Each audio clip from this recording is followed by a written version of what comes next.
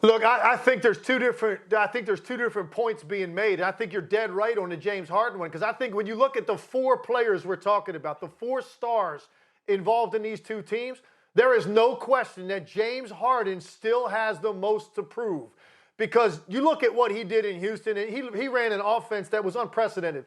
In NBA history, there's never been an offense that was that ball dominant with one player. The way that he orchestrated things in Houston, year after year after year, good teams had a chance, came up short, whether it was his own play or injuries or teammates' injuries, whatever it was, they always came up short. So nobody has more pressure amongst the four than James Harden. But when you talk about the team, I gotta still stick with Brooklyn, because everybody expected the day that those three guys came together. I know James Harden's not there anymore, but I'm talking about the grand plan that was hatched with that organization, bringing in Steve Nash, getting these three guys to play together.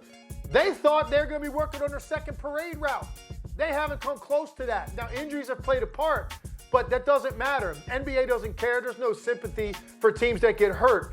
For me, the fact that they could be 2 years into this and they have not even reached a final, which is probably not going to happen this year with the way they play defense, to me, that's the bigger disappointment than Philadelphia potentially not getting there right now with Joel Embiid and a James Harden that is a reduced version, clearly, of what he was in Houston.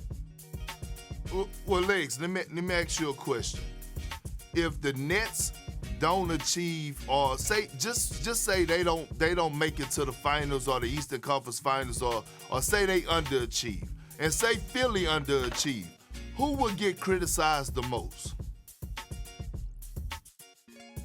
I think James Harden individually, honestly, he would get more of the heat from this, even more so than the respective teams, or even in the case of Philadelphia, Doc Rivers is going to have a lot to answer for if this doesn't go right. I think Joel Embiid will probably be off the hook. I think he's going to put up great numbers whether they lose a series or not. I think Kevin Durant and Kyrie Irving are going to put up numbers whether they lose or not. James Harden's iffy, and James Harden was the guy that basically handpicked where he wanted to go and forced his way out. So for me, it's going to fall at his feet.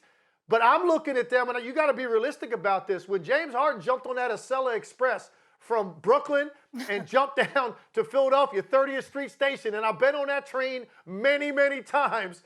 When he got off that train, people had great expectations. But when you really look at him physically night to night, there's so many reasons to be concerned now. And I was as hopeful as anybody. I thought maybe that was going to put him over the top. But when I watch him every night, and last night was a great example, you just look at him and you say, man, this is not the same guy physically. And if he's not, he doesn't have the ability to beat you from the perimeter. He has to beat you from the paint, at the rim, and at the line. He is really struggling to do that right now, Perk. So I'm just saying the reality of it is he's not the player that he needs to be right now to be able to make it a realistic expectation that they get through and win a championship. And that's why, for me, I've already kind of looked at them differently than I did the day that he ended up in Philadelphia. Perk, last word here.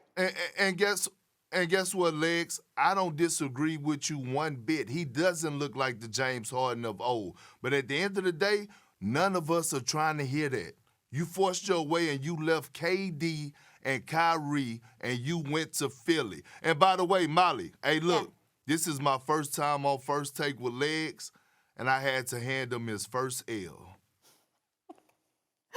I'll leave that up to the folks at home. Thanks for watching ESPN on YouTube. For live streaming, sports, and premium content, subscribe to ESPN+.